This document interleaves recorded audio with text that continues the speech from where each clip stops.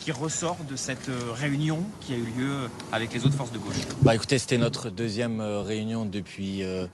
hier matin et l'objectif de ces échanges, c'est de préparer aujourd'hui toutes les hypothèses qui sont sur la table. On était d'abord satisfait de voir que par rapport à hier, nous avions en plus des participants à la réunion d'hier, le représentant du groupe communiste, Stéphane Peu, qui est le président du groupe GDR à l'Assemblée nationale et qui a participé à cette réunion aujourd'hui.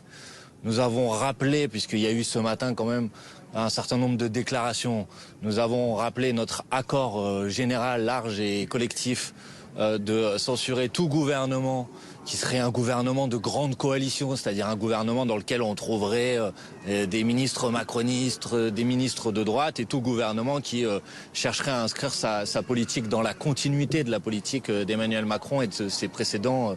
gouvernement. Nous avons aussi convenu ensemble, et nous l'avions déjà fait hier, mais nous l'avons fait à nouveau évidemment, que le président de la République, Emmanuel Macron, porte l'entière responsabilité de la situation de chaos et de blocage que connaît le pays aujourd'hui. Et nous avons examiné ensemble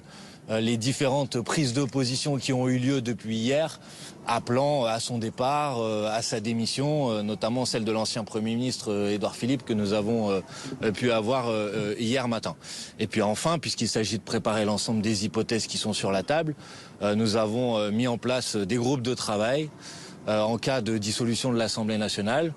pour pouvoir examiner l'ensemble des paramètres nécessaires et en particulier le programme du nouveau Front populaire, puisque nous nous sommes accordés hier sur le fait que notre objectif était, en cas de dissolution de l'Assemblée nationale, de préparer des candidatures porteuses du programme du nouveau Front populaire sur l'ensemble des circonscriptions du pays,